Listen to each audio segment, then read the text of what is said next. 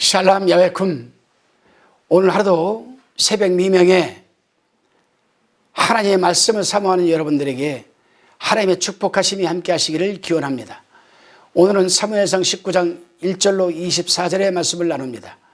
성경을 읽으면서 한 가지 깨닫게 되는 것이 있습니다. 그것은 하나님의 생각과 인간의 생각이 전혀 다르다라는 것입니다. 하나님의 생각은 참으로 인간이 다 헤아릴 수 없는 깊고 깊은 그런 생각입니다. 그렇습니다. 세상을 창조하시고 바라보시고 주관해 가시는 그 하나님의 생각을 우리가 더 어찌 다 알 수 있겠습니까?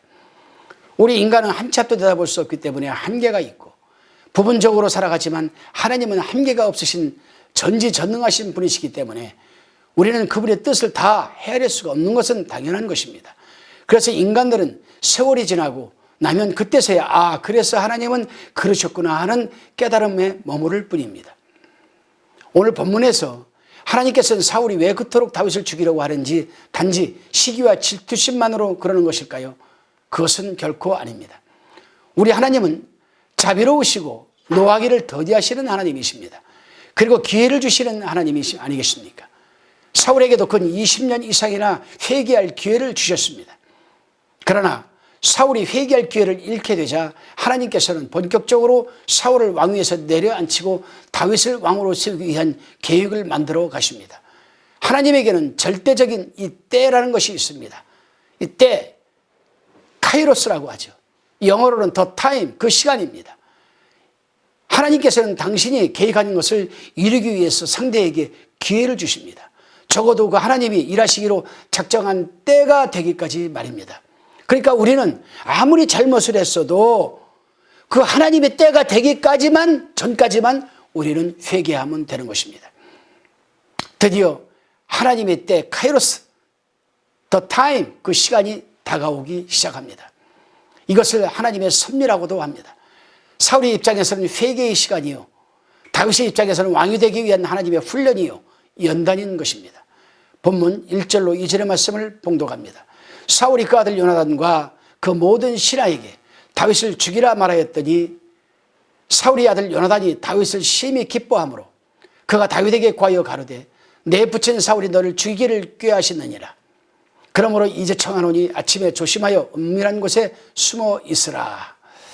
요나단은 다윗에 대해서 큰 호의를 지녔고 감정적인 기쁨을 경험하였으며 이는 자기 생명을 아끼듯 다윗의 생명을 아끼는 깊은 사랑으로 발전하고 있습니다.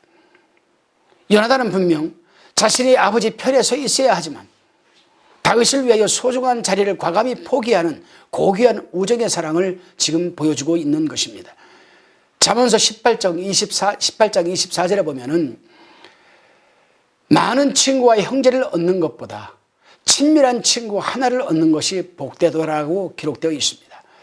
많은 쓸데없는 친구를 얻는 것보다는 정말 친밀한 친구 한 사람을 얻는 것이 복이다. 그렇습니다. 우리는 아무리 부모 형제라 할지라도 그들이 하나님 보시기에 합당치 않고 불화적인 삶을 살아간다면, 그리고 자신이 거기에 동승하여 얻을 것이 많을지라도 과감하게 포기하는 삶을 살아내야 할 것입니다. 다시 본문 3절로 7절의 말씀을 봉독해 봅니다. 내가 나가서 너 있는 들에서 내 부친 곁에 서서 내 일을 내 부친과 말하다가 무엇을 보거든 내게 알게 하리라 하고, 요나단이 그 아비 사울에게 다윗을 포장하여 가로되 원컨대 왕은 시라 다윗에게 범죄치 마옵소서. 그는 왕께 득대하지 아니하였고 그가 왕께 행한 일은 심히 선함이니이다. 그가 자기 생명을 아끼지 아니하고 블레셋 사람을 죽였고 여호와께서는 온 이스라엘을 위하여 큰 구원을 이루셨으므로 왕이 이를 보고 기뻐하셨거늘 어찌 무고히 다윗을 죽여 무지한 피를 흘려 범죄하려 하시나이까. 사울이 요나단의 말을 듣고 맹세하되 여호와께서 사시거니와 그가 죽임을 당치 아니하리라. 요나단이 다윗을 불러 그 모든 일을 알게 하고 그를 사울에게로 인도하니 그가 사울 앞에 여전히 있으니라.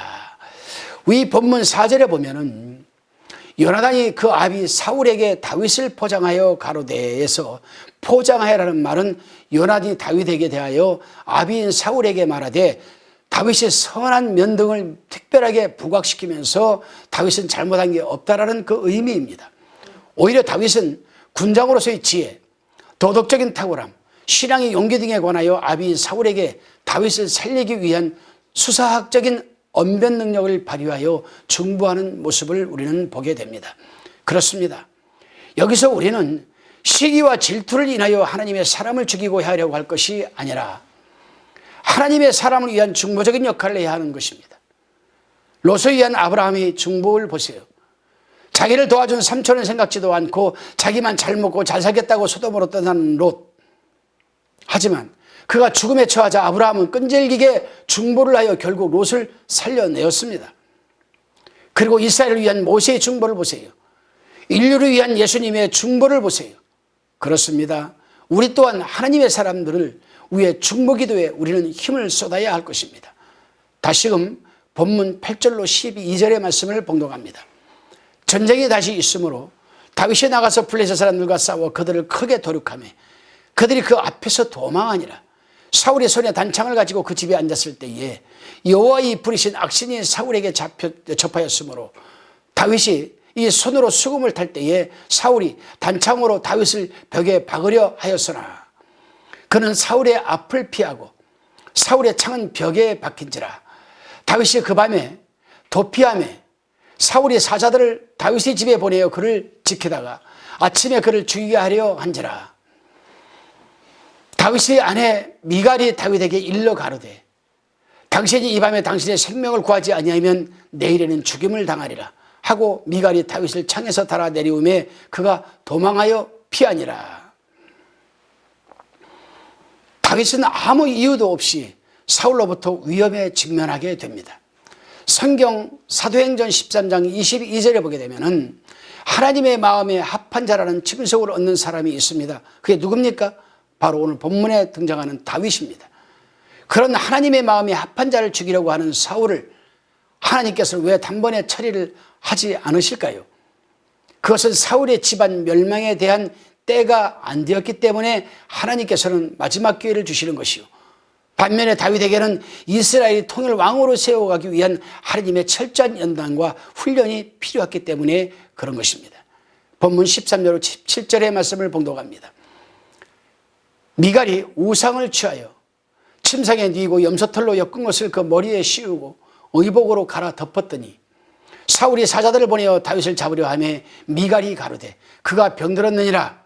사울이 또 사자들을 보내어 다윗을 보라 하여 이르되 그를 침상 채 내게로 가져오라. 내가 그를 죽이리라. 사자들이 들어가 본즉 침상에 우상이 있고 염소털로 엮은 것이 그 머리에 있었더라. 사울이 미갈에게 이르되 너는 어찌하여 이처럼 나를 속여 내 대적을 놓아 피하게 하였느냐. 미갈이 사울에게 대답하되 그가 내게 이르기를 나를 놓아 가게 하라. 어찌하여 나로 너를 죽이게 하겠느냐 하더이다 하니라. 미갈은 다윗을 피신시키고 다윗의 침상에 우상을 취하여 누워놓고 다윗을 잡으러 온 사자들에게 다윗이 병이 들었다고 선의의 거짓말을 합니다. 거짓말에는 악의적인 거짓말이 있고 선의적인 거짓말이 있습니다. 그러나 아무리 선의적인 거짓말일지라도 하나님의 사람들은 거짓말을 해서는 안 되는 것 아니겠습니까? 우리는 13절에서 미갈의 집에 우상, 즉 드라빔이 있었다는 것을 통해서 당시 우상 숭배가 얼마나 상행하고 있었는지 가늠해 볼 수가 있습니다. 하나님에 의해 왕으로 세움을 받고 이스라엘 백성들을 우상에게서 돌이켜 하나님의 품으로 돌아가게 하는 이 사명을 받은 사울이 오히려 자신의 집안에 우상, 드라빔을 갖고 있었다는 것은 사울과 그 가족들이 얼마나 타락해 있었는지를 우리는 알 수가 있습니다. 본문 18절로 24절의 말씀을 다시 봉독해 드리겠습니다. 다윗이 도피하여 라마로 가서 사무엘에게로 나아가서 사울이 자기에게 행한 일을 다 고하였고 다윗과 사무엘이 나요스로 가서 고하였더라. 혹이 사무엘에게 고하여 가로되 다윗이 라마 나요스에 있더이다 하며 사울이 다윗을 잡으려 사자들을 보내었더니 그들이 선지자 무리에 예언하는 것과 사무엘이 그들이 수용으로 선 것을 볼 때에 하나님의 신이 사울이 사자들에게 임하며 그들도 예언을 한지라. 혹이 그것이 사울에게 고하며 사울이 다른 사자들을 보내었더니 그들도 예언을 하는 거로 사울이 세 번째 다시 사자들을 보내었더니 그들도 예언을 한지라. 이에 사울도 라마로 가서 세구에 있는 큰 우물에 이르러 물이 가로되 사무엘과 다윗이 어디 있느냐? 혹이 가로되 라마 나요스에 있나이다. 사울이 라마 나요스로 가니라. 하나님의 신이 그에게도 임하시니 그가 라마 나요스에 이르기까지 행하며 예언을 하였으며 그가 또 그 옷을 벗고 사무엘 앞에서 예언을 하며 종일 종야에 벌거벗은 몸으로 누웠었더라. 그러므로 속담에 이르기를 사울도 선지자 중에 있느냐 하니라. 드디어 사울과 그 집안의 멸망의 때가 점점 다가오고 있었습니다만 사울을 그것은 깨닫지 못했습니다. 사울이 직접 다윗을 잡아 죽이려고 라마로 가던 중에 사울에게 하나님의 영이 임하였던 것입니다. 이에 사울은 하나님의 신에 붙잡혀 예언하면서 걸어갔습니다. 그래서 사람들은 사울을 비꼬는 투로 사울도 선지자 중에 있느냐라고 한 것입니다. 아무튼 사울이 예언을 하면서 종일토록 벌거벗은 몸으로 누웠다라는 것은 자기 의지대로 행동할 수 없었다라는 것을 말하는 것입니다. 우리는 여기서 왜 하나님께서는 사울도 예언하게 하셨느냐는 이 부분입니다. 그것은 왕의 옷을 벗었다는 것은 자기 의지대로 하는 행동이 아닌 것입니다. 또한 누웠다라는 것은 멸망을 예고하는 상징적인 모습이었던 것입니다. 다시 말하면 어느 왕이 나는 더 이상 왕이 아니다, 나와 내 집안은 멸망했다라고 말할 사람이 어디 있겠습니까? 그래서 하나님은 왕의 의지와는 상관이 없이 씨를 부어서 자기 의지대로가 아닌 상태에서 사울 자신이 왕권과 집안이 멸망하는 것을 자신 스스로가 상징적으로 보여주게 한 것뿐이십니다. 그렇습니다. 사울은 이미 왕도 아니고 예언자도 아니고 정신 나간 사람이 되어 백성들로부터 수치를 당하고 있는 것입니다. 우리 또한 마찬가지일 것입니다. 오늘날도 하나님을 믿으면서도 하나님과 관계가 없는 사람들이 얼마나 많은지 모릅니다. 목사라 해도 다 똑같은 목사가 아닙니다. 목사이면서도 목사가 하나님과 관계가 없는 목사들이 얼마나 많은지 모릅니다. 그 사람들이 누굽니까? 성령과 상관이 없는 삶을 살아가는 사람들입니다. 성령과 상관이 있는 사람이라면 그러한 삶을 살 수가 없는 것이죠. 성령은 우리 속에 들어오셔서 이 성령과 커뮤니케이션, 교통하기를 원하고 성령이 부어주시는 능력을 통하여 우리 모두가 커뮤니케이터, 즉 교통되게 해주는 사람이 되기를 원하십니다.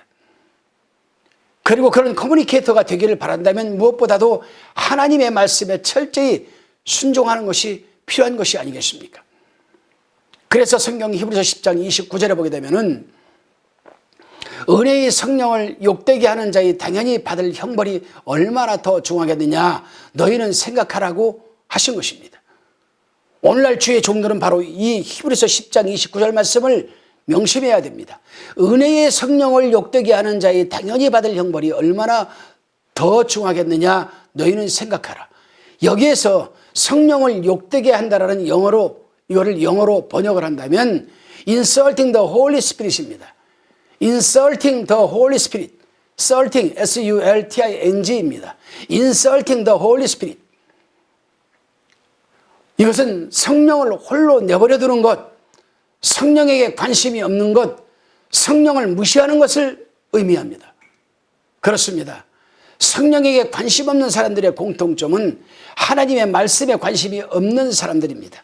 그리고 하나님의 말씀에 불순종한 사람들은 하나님의 이 계획하신 때가 되면 수치를 당할 것이고 멸망의 길로 갈 수밖에 없음을 분명히 깨달아야 할 것입니다.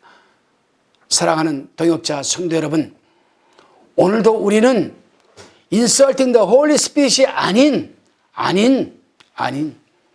성령에게 붙들려서 커뮤니케이션에서 커뮤니케이터, 교통하는 가운데에서 남을 하나님과 교통시켜주는 자로 하루를 살아가야 될 것입니다. 기도하시겠습니다. 주님, 성령님이 우리 속에 오셔서 내주하고 계시면서 우리와 교통하기를 원하고 성령께서 부어주시는 세임과 능력으로 우리가 커뮤니케이터가 되기를 원하시는데 우리는 성령에 관심 없는 삶을 살아가고 있는 것 같습니다. 주님, 붙들어 주시고 인도해 주시고 도와주옵소서. 그래서 성령을 붙들게 하여 주옵소서. 믿사옵고 감사드리며 예수님의 이름으로 기도드리옵나이다. 아멘.